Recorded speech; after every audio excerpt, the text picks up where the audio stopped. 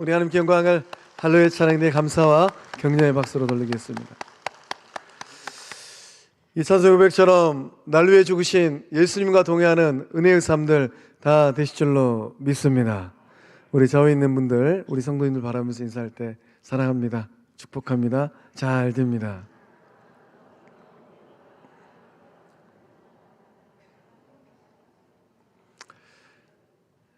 입술의 고백처럼 진실로 사랑의 열매를, 축복의 열매를, 형통의 열매를 마음껏 맺어가는 주의 백성들, 영적 공동체 될 줄로 믿습니다.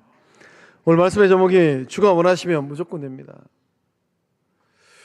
기도의 자리에서, 말씀의 자리에서 그 마음의 소원을 읽고 하시는 우리 주님,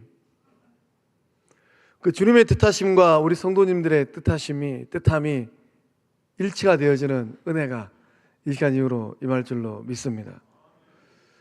우리 가슴에 손을 얹고 저를 따라서 한번 고백하겠습니다.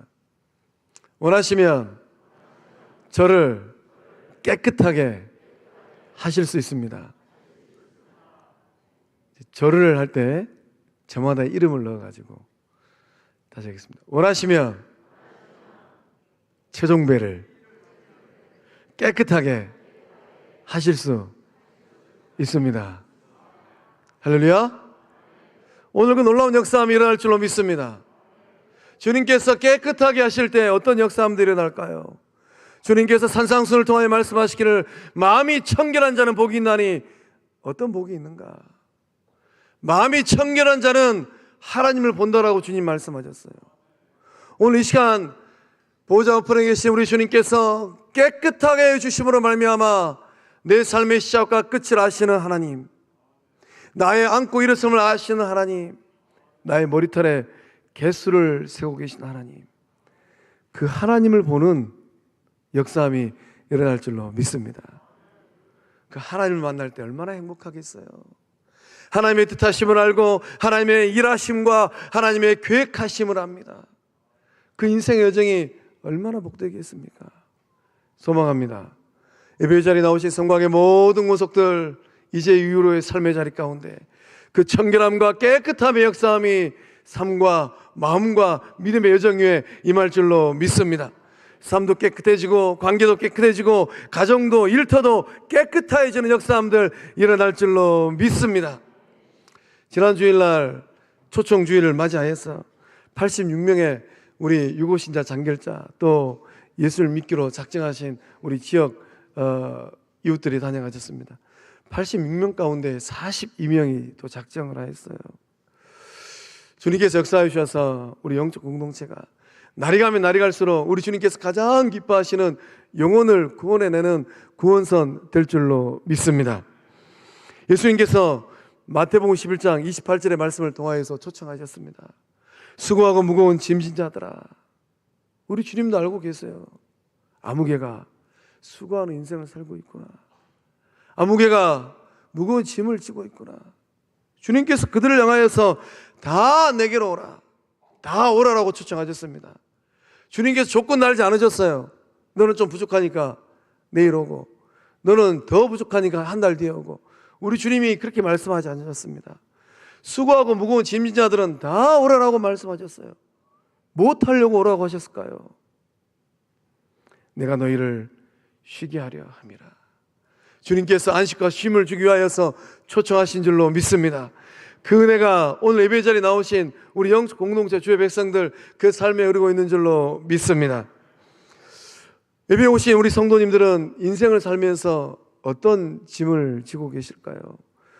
우리도 때로 인생을 살아가면서 내가 감당하지 못할 무거운 짐을 짊어질 때가 있습니다. 그 무거운 짐이 얼마나 무겁든지 앉지도 못하고 서지도 못하고 한 발짝을 딛지를 못할 때도 있어요. 때로는 그 인생의 짐이 너무 무거워서 우리가 고된 노동을 하면 입에서 단내가 난다라고 하는데, 인생의 짐이 너무 무거워서 영혼의 삶에 단내가 납니다. 누가 이 짐을 좀 받아줄까? 어떤 이는 관계의 짐이 너무 무거워요. 어떤 이는 인생 진로의 짐이 너무 무겁습니다.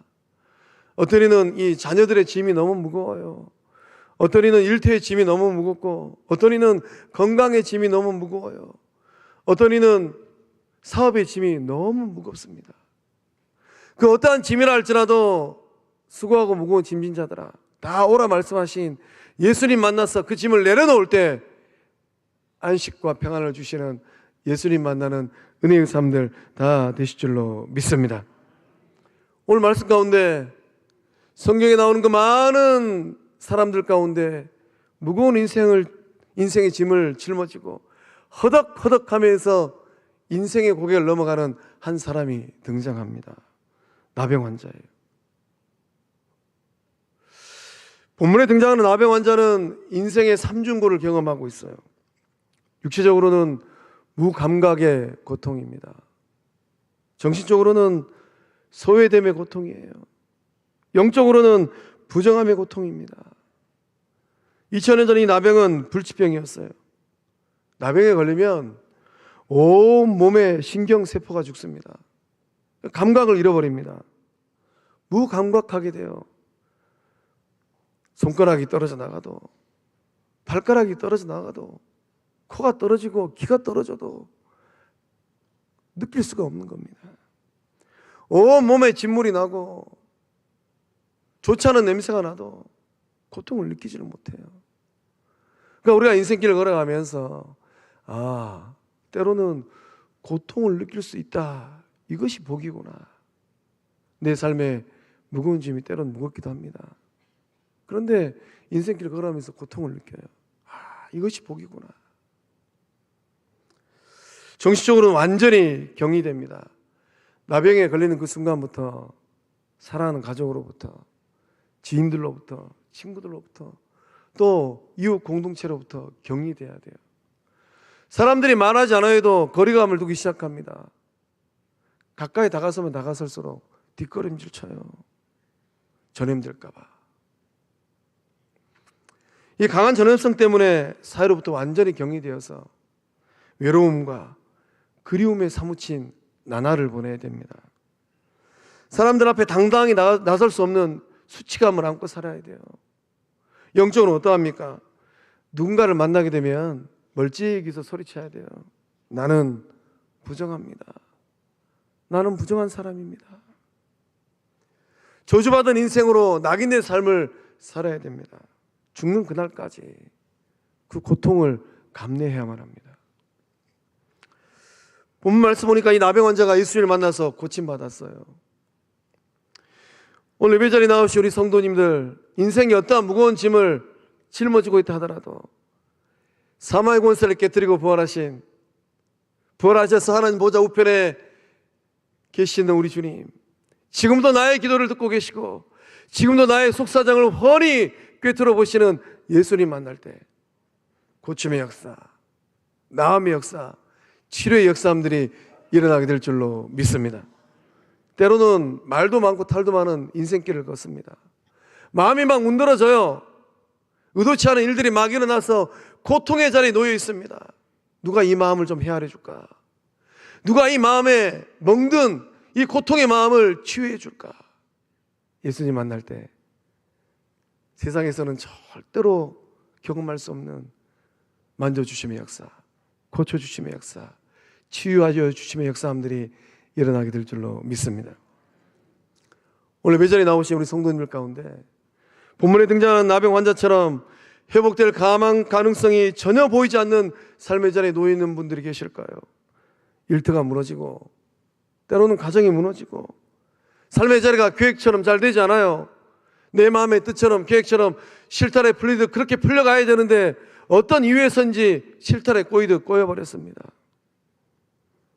또 손가락, 발가락이 잘려나가는 그 고통처럼 상실의 아픔과 그 고통을 경험하곤 합니다. 사람들로부터 거리감을 경험합니다. 가까이 다가서고 싶은데 가까이 다가서면 다가설수록 자꾸 뒷걸음질 쳐요. 아무개하고는 좀 가까이 하면 내 인생이 좀 고달파지겠구나. 관계적으로 소외된 삶을 살 수밖에 없어요. 너무나도 외로운 삶의 자리에 놓여 있습니다. 그러한 여정 가운데 삶의 자리에 놓여 있는 우리 영적 식구들이 있다면 예수님을 만남으로 말미암아 그 삶의 자리에 숨통이 되어질 줄로 믿습니다. 예수님을 만남으로 말미암아 어제와 다른 오늘의 삶이 되어지고 내일의 삶이 될 줄로 믿습니다. 예수님 안에서 소망을 발견하고 예수님 안에서 희망을 발견하게 될 줄로 믿습니다. 세상에서는 절대로 맛볼 수 없는 영적인 기쁨과 영혼을 회복케 하시는 성부 하나님을 만나실 줄로 믿습니다. 나병 환자가 고침을 받았습니다. 이 고침받는 비결은 무엇입니까? 우리 40절의 말씀을 함께 읽어보겠습니다.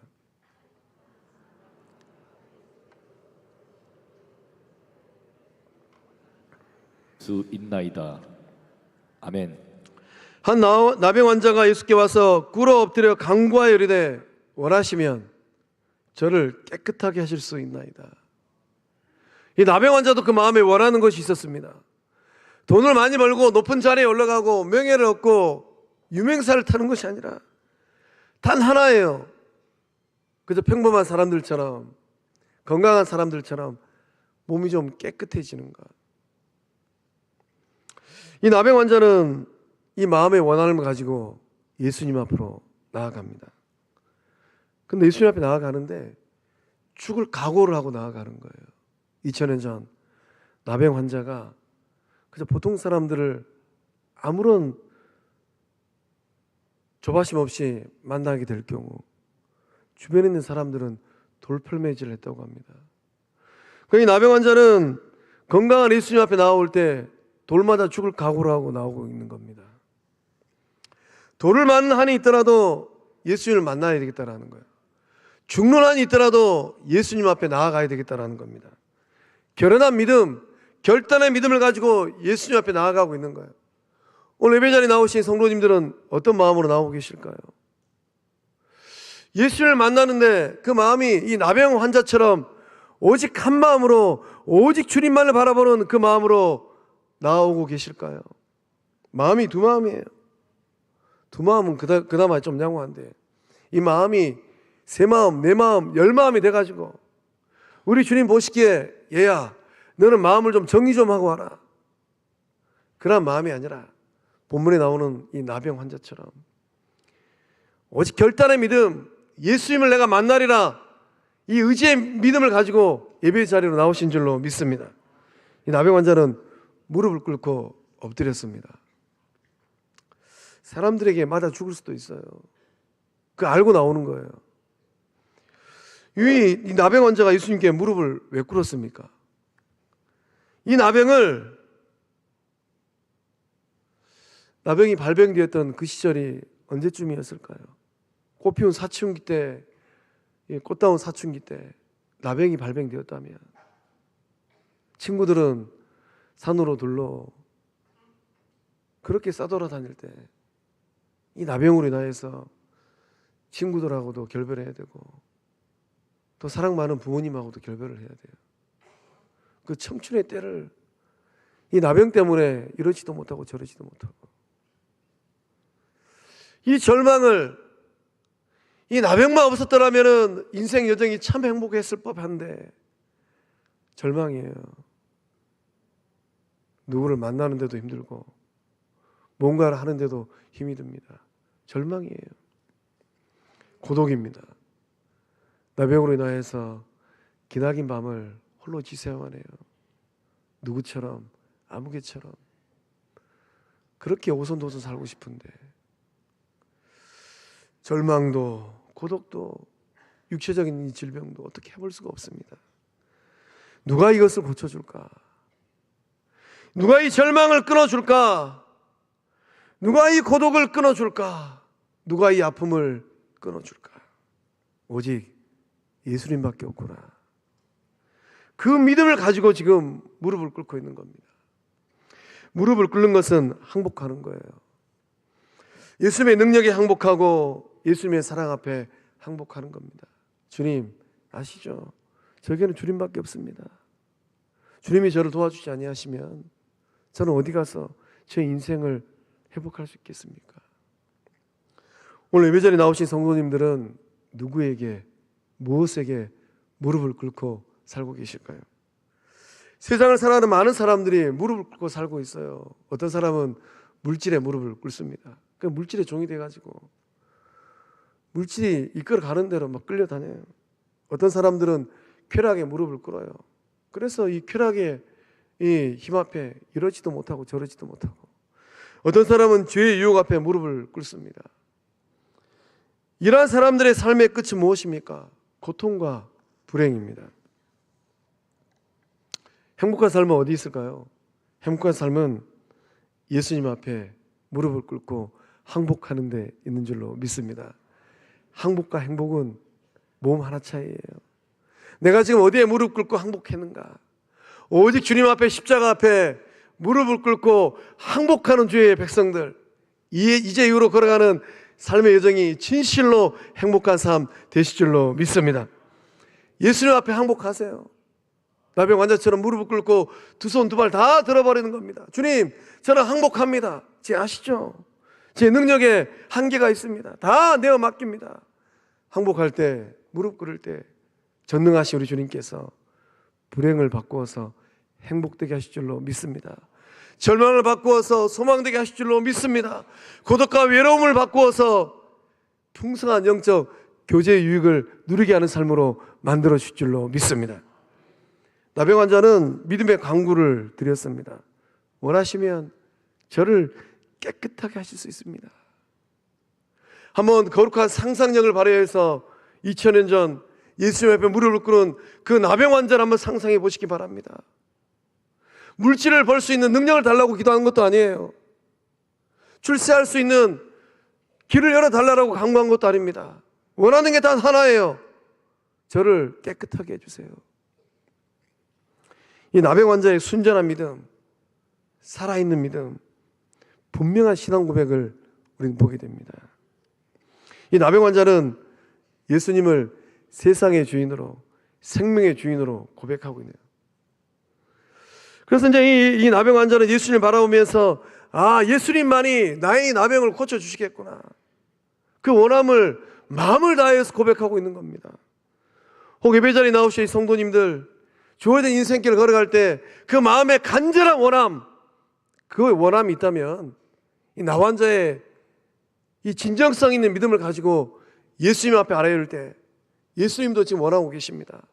나의 원함과 예수님의 원함이 하나 되어질 때 응답의 역사함들 일어나게 될 줄로 믿습니다. 예수님은 열병도 고쳤습니다. 예수님은 귀신도 쫓아냈어요. 그런데 예수님은 나병을 고치셔 본 적이 없습니다. 이 나 환자도 그건 알고 있는 것 같아요. 아, 예수님이 열병도 고쳤고 귀신도 쫓아냈는데 이 나병은 고칠 수 있을까? 아마 이 나병 환자가 의구심을 조금이라도 가졌다면 예수 옆에 나와서 무릎 꿇고 간청하지 못했을 것 같아요. 그러나 이 나 환자의 믿음은 어떤 믿음입니까? 예수님께서 지금까지 한 번도 나병 환자를 고친 적이 없습니다. 그럼에도 불구하고 이 나병 환자의 믿음은 확고합니다. 예수님이 나를 처음으로 고치시리라. 불치의 병이라 할지라도 예수님이 만져주시면 내가 나음을 받으리라. 이 믿음을 가지고 지금 엎드려 있는 거예요. 오늘 우리가 예배 자리에 나가서 또 기도할 때 이 나병 환자의 동일한 믿음으로 엎드려 기도하고 간구할 때 동일한 능력의 역사함들이 일어날 줄로 믿습니다. 그 동일한 믿음의 역사함이 나타나는 근거가 무엇입니까? 히브리서 13장 8절의 말씀 보면 히브리서 저자는 이렇게 고백을 해요. 예수 그리스도는 어제나 오늘이나 영원토록 동일하시니라. 2000년 전에 이 땅 가운데 오셔서 나병 환자를 고치시고 사망의 권세를 깨뜨리고 부활하신 그 예수님은 어제나 오늘이나 동일한 능력을 붓고 계신 줄로 믿습니다. 영원토록 동일한 예수님의 능력이 우리의 삶 가운데 흐르고 있는 줄로 믿습니다. 이 믿음을 가지고 엎드려 기도할 때 주님의 능력은 2000년 전이나 오늘 이때 이 시간이나 동일하십니다. 그 믿음을 가지고 고백할 때 주님께서 역사해 주실 줄로 믿습니다. 다윗은 하나님의 역사함을 바라보면서 시편 145편 18절과 19절의 말씀을 통하여서 이 거룩한 고백을 합니다. 우리 함께 읽어보겠습니다. 여호와께서는 자기에게 간구하는 모든 자 곧 진실되게 간구하는 모든 자에게 가까이 하시는도다. 그는 자기를 경외하는 자들의 소원을 이루시며 또 그들의 부르짖음을 들으사 구원하시리로다. 아멘. 아멘. 진정한 아멘이십니까? 다윗이 뭐라고 고백을 합니까? 하나님께서는 자기에게 간구하는 모든 자 예외를 두지 않아요. 진실하게 간구하는 모든 자에게 가까이 하시는도다. 세상은 때로는 멀리합니다. 손해볼 것 같으니까. 내 인생 여정이 좀 고달파질 것 같으니까. 그런데 전능하신 하나님은 간구하는 모든 자, 진실하게 기도하는 그 영혼들의 삶에 하나님께서 가까이 다가서신다라는 거예요.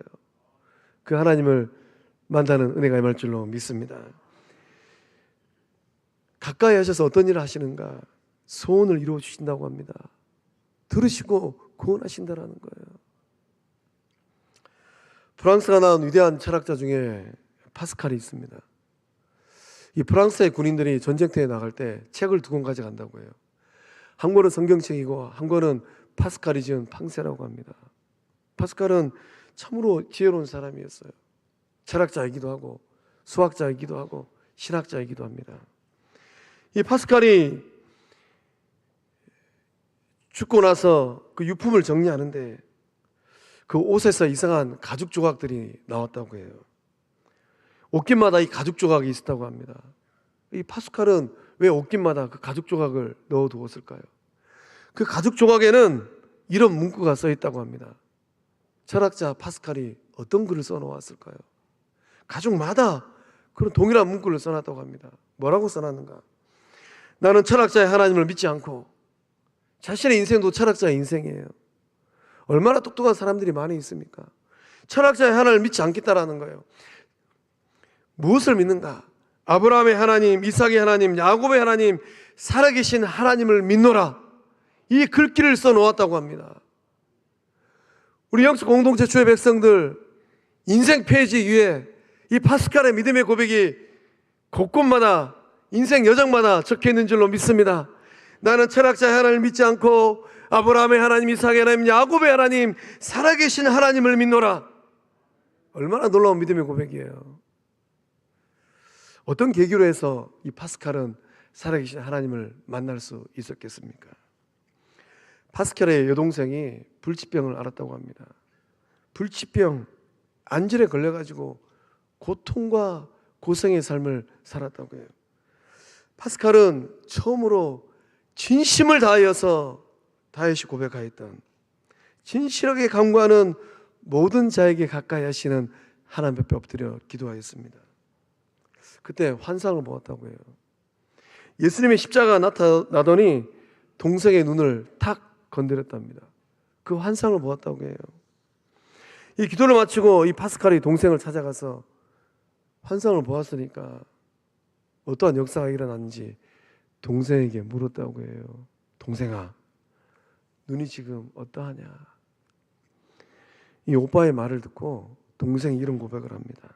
오빠, 이상한 일이 생겼어요. 눈이 방금 나왔어요. 나은 줄로 믿으시기 바랍니다. 그때 파스칼이 위대한 인생의 고백을 합니다. 나는 철학자의 하나님을 믿지 않고, 이번 한 주간 팡세를 사서 한번 읽어보십시오. 얼마나 글귀가 아름다운지. 아브라함의 하나님, 이삭의 하나님, 야곱의 하나님, 살아계신 하나님을 믿노라. 그 은혜가 예배 자리에 나오신 우리 성도님들의 삶에 임할 줄로 믿습니다. 파스칼의 이 가죽 조각이 우리 성도님들의 인생 조각 될 줄로 믿습니다. 우리가 인생길을 다 끝내고 우리 자녀들의 유품을 정리하는데 어머니 아버지의 일기장이, 어머니 아버지의 인생 노트가 그 머리맡에 두셨던 거기에서 발견되었어요. 우리 어머니 아버지가 인생 노트에 뭐라고 쓰셨을까? 후대들이 그 인생 노트를 떠들러 보다가 나는 아브라함의 하나님, 이삭의 하나님, 야곱의 하나님, 살아계신 하나님을 믿노라. 한번 상상해 보십시오. 우리 성도님들의 후대들이 그 글귀를 읽을 때 얼마나 전율하겠어요. 어머니 아버지가 이 믿음을 가지고 세상을 사셨구나. 그 거룩한 믿음의 유산을 남기는 우리 모두 다 될 줄로 믿습니다. 그 인생 노트에 아들아 딸아 보거라. 아무개가 내 돈 얼마 떼먹어 가지고 내가 평생 고생했다. 그러면 그 인생 노트를 읽는 우리 자녀들 마음이 얼마나 힘들겠어요. 내가 아무개 때문에 이렇게 고생했다. 그 인생 마음이 얼마나 불편하겠어요. 사랑하는 성광의 성도 여러분, 어떤 하나님을 만나고 계실까요? 진실한 마음으로 엎드려 기도할 때 응답하시는 하나님 만나는 복된 삶들 되실 줄로 믿습니다. 그 하나님께서 엎드려 간구할 때 그 기도를 들으시고 때를 따라서 가장 아름답게 응답하고 계신 줄로 믿습니다. 이 나병 환자 고침받는 또 놀라운 영적 비결은 어디 있을까요? 우리 41절과 42절의 말씀을 함께 읽어보겠습니다. 예수께서 불쌍히 여기사 손을 내밀어 그에게 대시며 이르시되 내가 원하노니 깨끗함을 받으라 하시니 곧 나병이 그 사람에게서 떠나가고 깨끗하여진지라. 아멘. 아멘. 나병 환자는 목숨을 걸고 죽을 각오를 하고 예수님 앞에 엎드렸습니다. 우리 주님께서 두 가지 반응을 보여주셨어요. 먼저는 이 손을 내밀어 만져주셨습니다. 영혼을 전율케 하는 거룩한 어루만짐의 순간이에요. 거룩한 어루만짐. 단순히 그 손을 그 몸에 대는 정도가 아닌 것 같습니다. 원문을 보면 이 만진다라는 이 의미 가운데는 안아준다라는 뜻도 있습니다. 예수님께서 어쩌면 이 나병 환자를 따뜻한 품으로 안아주셨을 것 같아요. 그 어느 누구도 이 나병 환자의 몸에 손을 대지 않았습니다. 손대면 전염될까 봐 두려워서 가까이 가는 것은 고사하고 어떻게 손을 얹을 수 있겠어요. 어느 누구도 이 나병 환자를 안아주지 못했습니다. 나병이 발병되고 난 이후에 사랑 많은 어머니 아버지도 형제들도 친구들도 이 문드러진 이 몸을 안아주지 못했어요. 그런데 우리 주님께서 손을 내밀어서 만져줄 뿐만 아니라 와락 깨어났어요.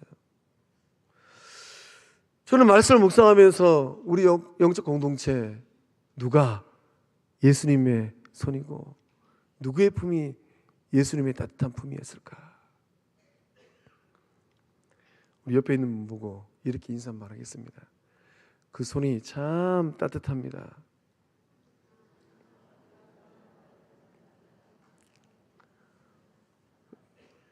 이성은 침묵하시고 부부와 동성들만 이렇게 고백하겠습니다. 저 좀 안아주세요. 웃지 마시고 옆에 있는 이성, 남성은 남성, 여성은 여성, 부부일 때 저 좀 안아주세요. 품이 참 따뜻합니다.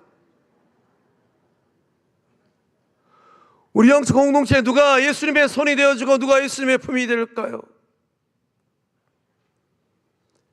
예수를 만나기 전 이 나병 환자의 인생은 기피 대상 1순위였어요. 부모도 형제도 외면하고 기피해버렸습니다. 무시당하고 외면당하고 사람 대접받지 못했습니다. 예수님 만나고 나서 예수님의 손이 너무 따뜻해요. 예수님의 손이 그 고름이 흐르는 그 몸을 만져주시는데 이 몸에 전율이 흘러요. 예수님께서 와락게 안아주시는데 어찌할 바를 모를 것 같아요. 예수님은 말씀만 들어도 그 병을 고칠 수 있었습니다. 그런데 왜 굳이 손을 내밀어서 만져주시고 안아주셨을까요? 영혼을 향한 우리 주님의 한없는 사랑, 그 주님의 사랑이 이 시간 고통 가운데 있는 우리 성도님들의 마음을 만지고 그 인생을 만지고 몸을 만지고 있는 줄로 믿습니다. 예수님께서 생명의 말씀을 선포하십니다. 내가 원하노니 깨끗함을 받으라. 나병 환자가 원하는 것 우리 주님도 원하셨어요. 나도 그렇게 원한다.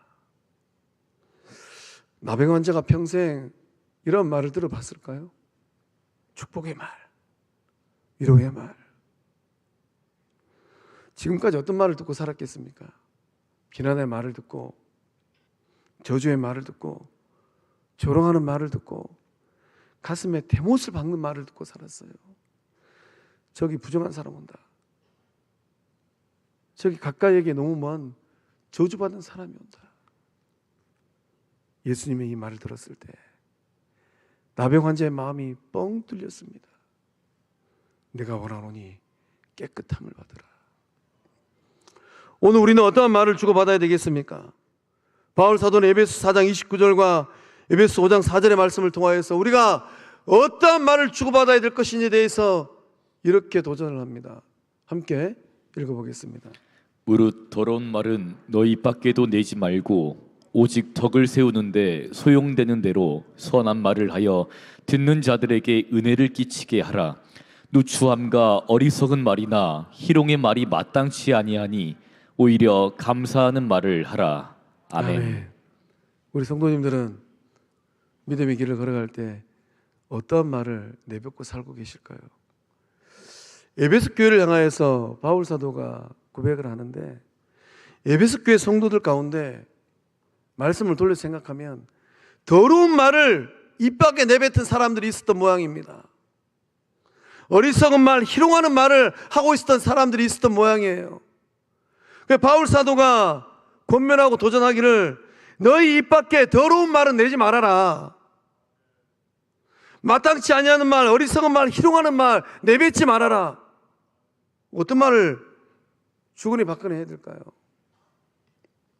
덕을 세우는 말. 아무개 말을 들으니까 마음이 막 그냥 감동이 돼요. 선한 말. 어떤 이의 말을 들으니까 마음에 영적 도전이 막 밀려옵니다. 은혜를 끼치는 말.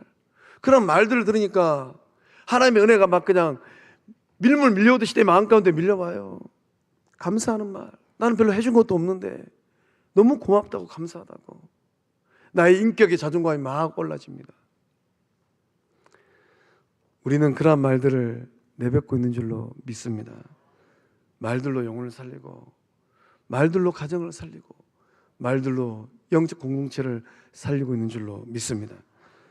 예수님께서 안아주시고 축복의 말을 선포하셨습니다. 그렇게 할 수 있었던 근본적인 이유는 무엇일까요? 예수의 마음이 어떤 마음입니까? 불쌍히 여기는 마음이에요. 불쌍히 여기는 마음은 누군가를 사랑하는 마음입니다. 불쌍히 여기는 마음은 함께 아파하는 마음이에요. 불쌍히 여기는 마음은 함께 슬퍼하는 마음입니다. 때로는 너무 아파서 나의 애간장이 타들어갑니다. 그 고통을 같이 겪는 거예요. 예수님은 엎드려 있는 나병 환자의 몸을 만졌습니다. 무엇 때문입니까? 불쌍히 여기는 마음. 그 영혼을 사랑하는 마음이 있었기 때문에 그 거룩한 손을 얹고 만져주셨어요. 예수님은 고통 가운데 있는 영혼들을 어떻게 바라보셨습니까? 불쌍히 여기는 마음으로 바라보셨어요. 병든 자들을 바라볼 때도, 목자 없는 양처럼 유리방황하는 백성들을 바라볼 때도, 죽은 나사로를 바라보실 때도, 외아들을 잃은 나인성 가부의 눈물 젖은 그 얼굴을 바라볼 때도 우리 주님은 불쌍히 여기는 마음으로 바라보셨어요. 오늘 우리가 살고 있는 이 시대는 어떤 시대입니까? 사랑이 식어진 세대, 메마른 시대, 삭막한 시대를 우리가 살고 있어요. 서로를 불쌍히 여기는 마음이 때로는 사라지고 없는 것 같기도 합니다. 메말라 비틀어진 교회는 어떤 교회일까요? 서로를 향한 사랑의 마음이 없는 교회, 불쌍히 여기는 마음이 없는 교회, 고통당하는 성도를 바라보면서 공감의 능력을 상실한 교회. 계시록 2장에 보면 사대교회가 등장합니다. 사대교회를 두고 주님 뭐라고 말씀하셨습니까? 내가 살았다 하는 이름을 가졌으나, 이름은 좋아요. 살아있는 것 같아요. 능력 있는 것 같아요. 그러나 죽은 자로다. 함께 아파하지도, 함께 눈물 흘리지도, 함께 공감하지도 못합니다. 오늘 우리는 어떠한 마음으로 서로를 바라봐야 되겠습니까? 예수님의 제자 베드로가 이런 고백을 합니다. 베드로전서 3장 8절과 9절의 말씀 우리 함께 읽어보겠습니다. 마지막으로 말하노니 너희가 다 마음을 같이하여 동정하며 형제를 사랑하며 불쌍히 여기며 겸손하며 악을 악으로 욕을 욕으로 갚지 말고 도리어 복을 빌라. 이를 위하여 너희가 부르심을 받았으니 이는 복을 이어받게 하려 하심이라. 아멘. 사랑하는 성도의 성도 여러분, 천국은 멀리 있지 않아요. 한 번 죽는 인생 죽고 나면 예수님이 계신 천국 반드시 갑니다. 그러나 은혜는 어디 있을까요? 죽어서 갈 천국, 살아서 경험하고 만들고 확장하는 삶인 줄로 믿습니다. 천국은 가까이 있습니다. 불쌍히 여기는 마음으로, 마음을 같이 하고 동정하고 사랑하고 겸손하고 복을 빌 때 복을 이어받는 우리의 삶뿐만 아니라 우리의 후대들도 그 거룩한 복을 이어받는 주의 몸 영적 공동체 성광교회 될 줄로 믿습니다. 우리 다 함께 일어나셔서 결단송 행복 찬양하겠습니다.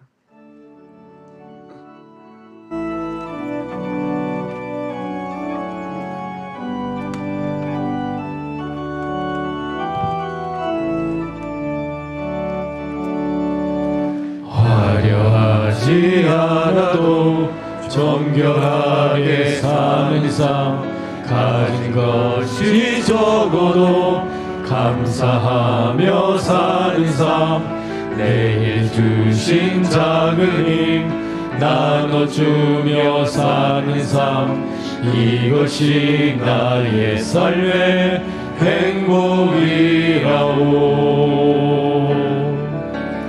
눈물 날 일 많지만 기도할 수 있는 것, 억울한 일 많으나 주를 위해 참는 것, 비록 짧은 작은 삶 주 뜻대로 사는 것, 이것이 나의 삶의 행복이라오.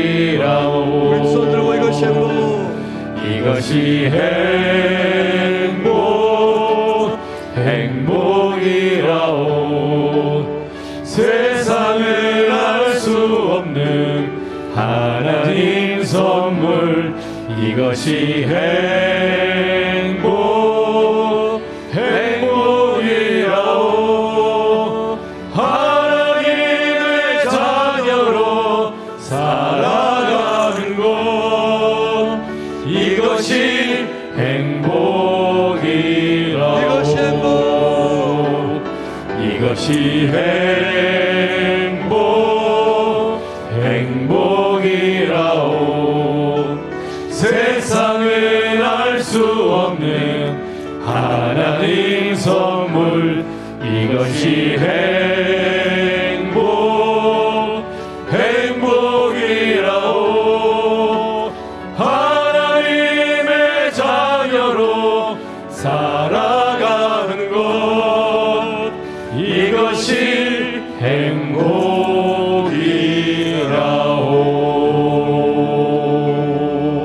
행복이라오. 우리 주님께 영광의 박수 올리겠습니다. 생명의 주인 되신 하나님, 나병 환자는 엎드려 간절히 소망하였습니다. 원하시면 저를 깨끗하게 하실 수 있나이다. 좋으신 하나님, 보좌 우편에 계신 우리 주님께서 오늘 예배 자리에 나오신 성강의 모든 구석들의 영혼의 삶과 이 땅의 삶을, 가정의 삶을, 일터의 삶을 깨끗하게 만들고 계신 줄로 믿습니다. 마음이 청결한 자는 복이 있나니 그들이 하나님을 볼 것이며, 좋으신 하나님, 영혼의 삶이 깨끗하고 청결하여서 이제 우리 인생길을 걸어갈 때 한 걸음 앞서서 예비하시고 준비하시는 하나님을 보는 복된 삶들 되게 하여 주시옵소서. 역사하시고 응답하심을 믿사옵고 예수님의 이름으로 기도하오며, 이제는 우리 주 예수 그리스도의 은혜와 하나님의 사랑과 성령 하나님의 교통하심의 그 큰 역사하심이 이제 우리 인생길을 걸어갈 때 예수님의 손이 되어지고 예수님의 따뜻한 품이 되리라 굳게 결단하는 성곽의 모든 구석들의 삶과 가정과 일터 위에, 객지에 나가 있는 우리 자녀들의 삶의 연장 위에 군 복무 중인 우리 자녀들, 해외 유학 중인 자녀들, 병상에 있는 환우들, 오늘 주의 전에 나오신 새 가족들 그 삶 위에 이제로부터 영원토록 함께 하시기를 축원하옵나이다. 아멘.